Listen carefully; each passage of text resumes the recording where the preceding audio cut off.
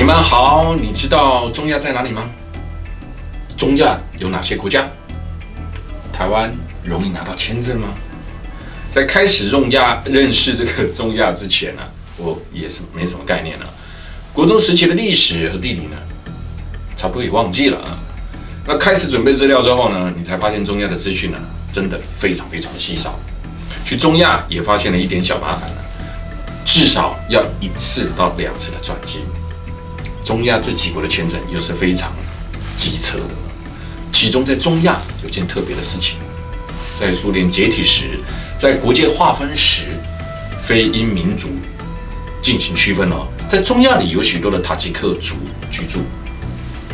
另外，在中亚也有过去在世界大战时期或饥荒移民至中亚的朝鲜族，因此在路上很容易遇到朝鲜人。那么吉尔吉斯在哪里呀？这个问题呢，已经数不清被问过几次了啊。吉尔吉斯呢是属于中亚5国之一啊。中亚5国分别是哈萨克、吉尔吉斯、乌兹别克土库曼哈。那有没有上地理课的感觉？全境有许多的高山以及湖泊。吉尔吉斯是世界上离海最远的国家，跟着中亚其他的国家一样，主要的语言为什么？俄语和吉尔吉斯语。宗教是伊斯兰教，因此在吉尔吉斯没地吧，没有猪肉，面积约198500平方公里，人口数大约600多万人。有2个历史大重点：唐朝时期的大诗人李白就出生在吉尔吉斯的碎叶城。碎叶便是小叶的意思啊。关中话当中的碎并不是破碎，而是细小琐碎之意啊。在唐朝时期呢，整个中亚全部呢都纳入了这个大唐版图。那李白出生于碎叶，据考证，李白在碎叶生活了6年之后，迁到四川。安史之乱之后呢，近1000年的时间呢，中亚呢就不再为中原王朝所有喽。所以中亚和中东在历史上的往来是非常的密切的。那串起他们的那一条呢，就是丝绸之路啦。不知道商旅啦、军队啦、僧人啦和百姓啦穿过这个地方，但随着陆上丝路的没落，这个地方就沉寂了下来。后来更被苏联统治，直到1991年陆续独立为国。玄奘之路呢，《西游记》中心的人物唐三藏的原型，年仅27岁的玄奘，从唐帝国的首都长安出发，他决定去哪？印度区域征经因为难以翻越喜马拉雅山系。他选择从西域，也就是中国的新疆、中亚地带，绕道前往哪边？印度去取经啊。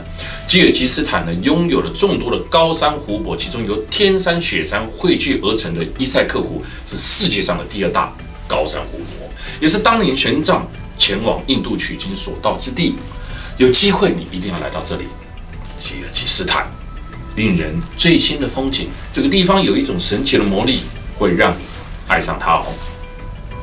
中亚5国依照面积的大小为哈萨克、土库曼、乌兹别克、吉尔吉斯、塔吉克。土库曼只比乌兹别克大一点。这5个国家里最小的塔吉克都比台湾大上4倍，最大的哈萨克则有75个台湾，那么大。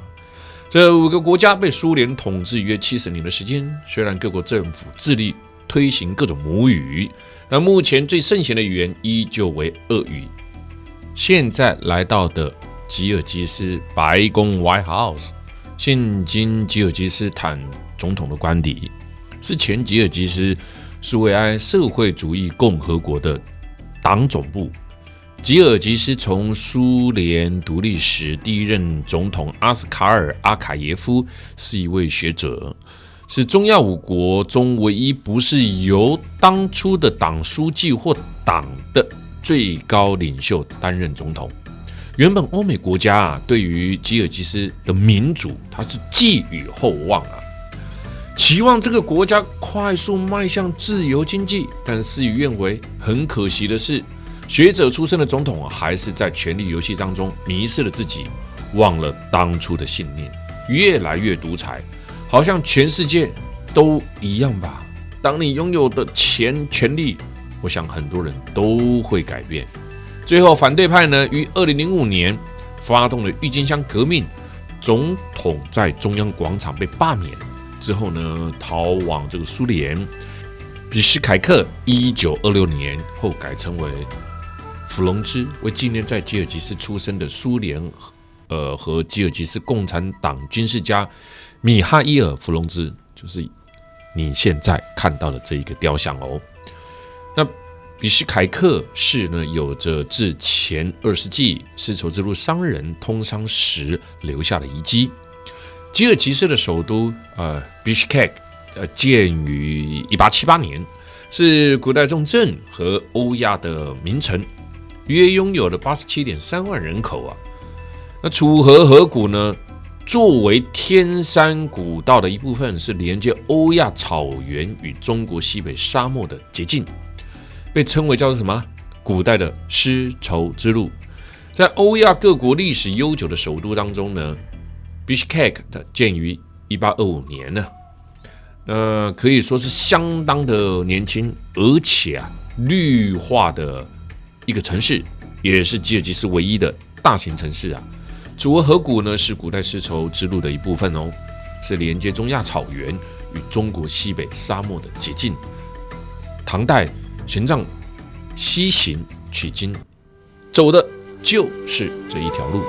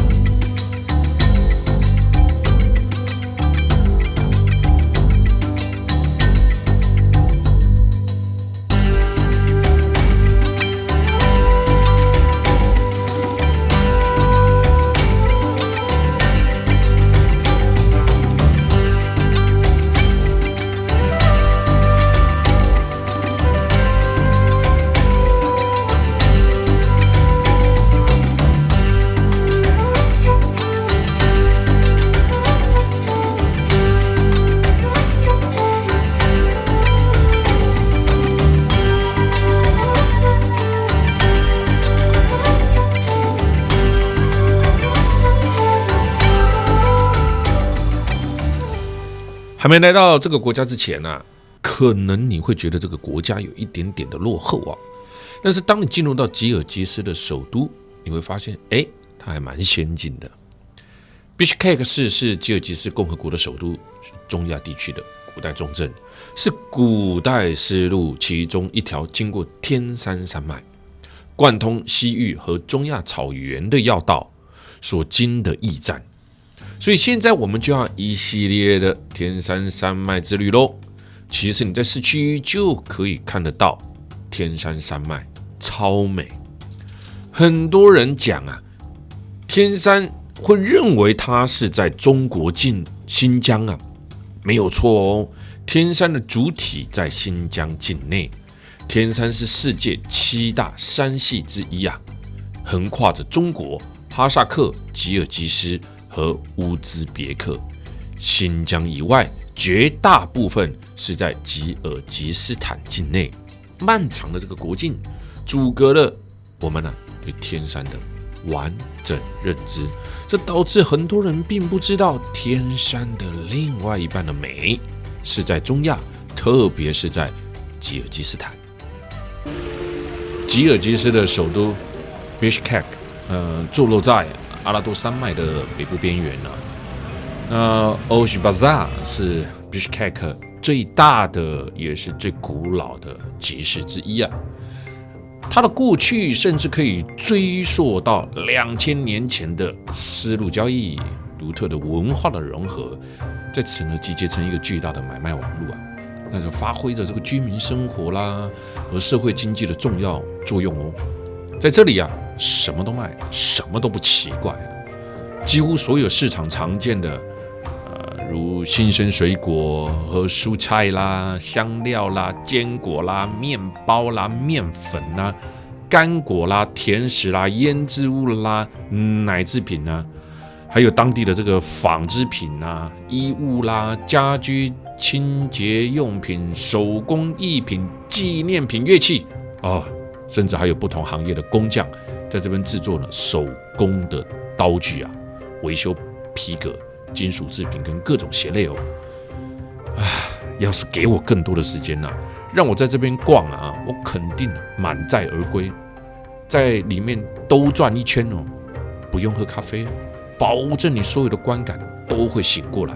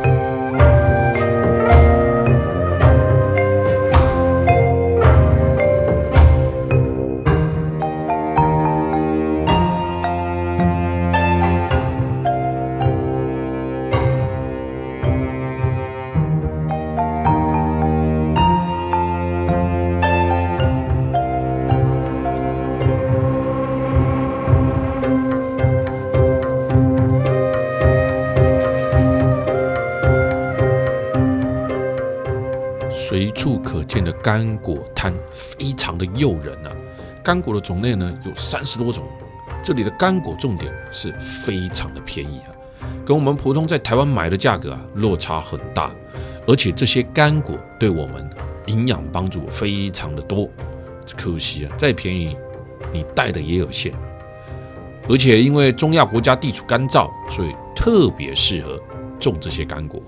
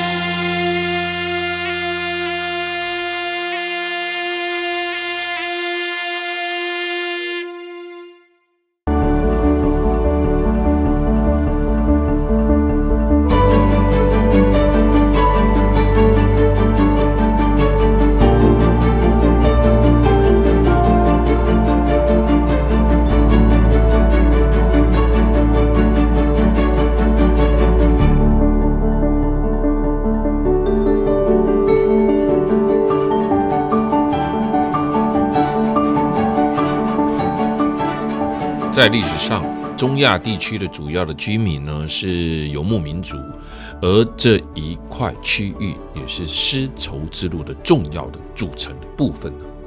因为这个原因，这个区域就成了东亚、西亚、南亚、欧洲各个民族、各种宗教以及各种思想的交汇之地。中亚地区的游牧民族传统活动之一，拉山羊，就是有2组骑士呢在马上呢展现了技术来抢夺这个羊脂，可以欣赏到骑士的马术。这个活动来自于游牧突厥人，在10世纪到15世纪之间，从中国和蒙古向西扩散长达了1个世纪的移民行动，传到了中亚地区。传到了中亚的地区有吉尔吉斯啦、土库曼啦、哈萨克啦、乌兹别克啦、维吾尔、哈扎拉人、塔吉克人等等。我们一起来欣赏一下。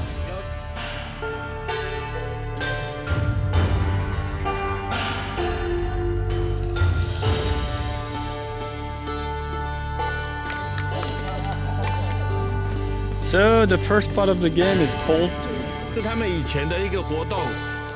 以前地上的那些颜色呢，其实就是硬币，但是为了让你们看得到呢，是赢家。你看他们是下来捡的，有没有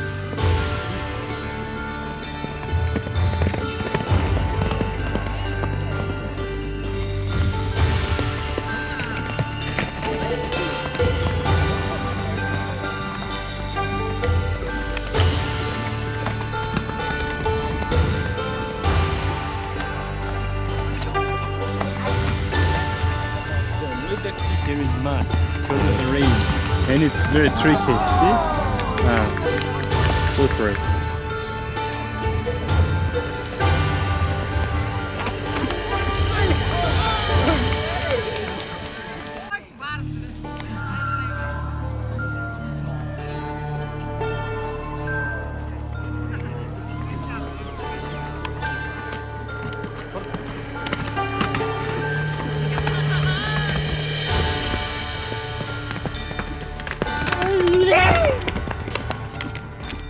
别小看这项活动哦，这项活动其实很危险的，但是它也可以证明一个男人的勇气啊，跟他的技术。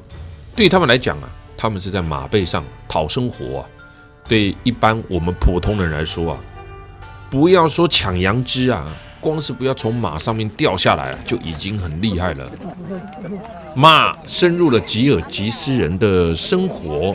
赛马节呢是每一年的盛大节庆，节庆里最著名的活动呢，便是呢拉山羊比赛喽。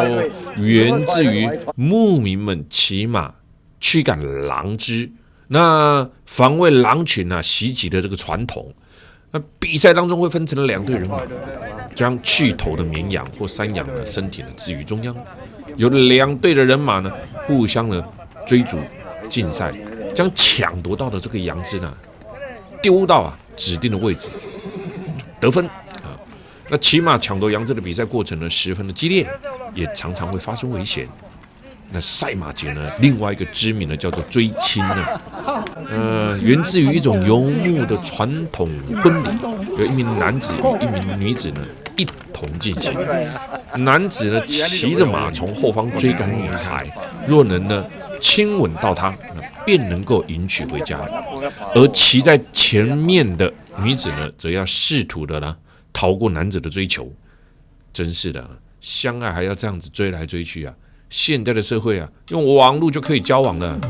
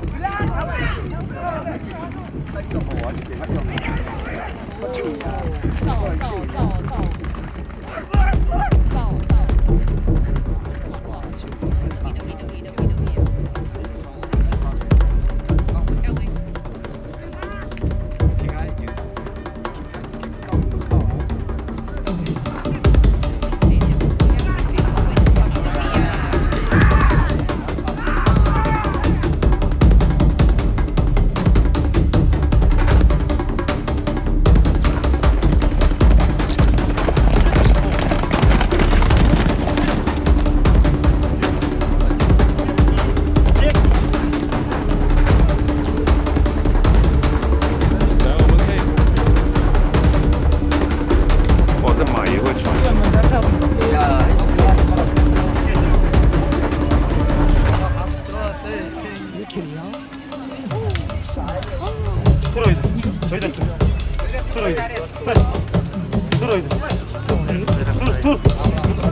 站立啊，你站立。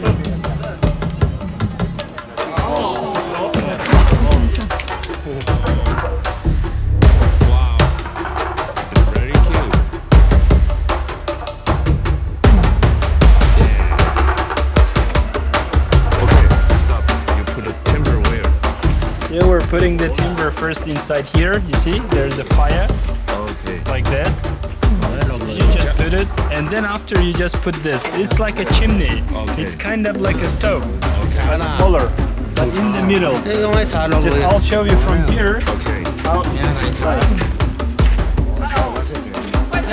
水龙头坏掉了，关不起。 Boys, be careful. Oh, like this. You put in the middle the fire, and it's preheated. Don't too many. Yeah. Watch it. So because you put a lot of water, if you put very little, then you can spoil. Okay. Heat it out and it can be broken. 你要查啦， Melt. So you need 我喺 to 度 put the 懂 water. 雷啊。 Why we are using this kind of pots? Because Korean people were used to have a lot of guests.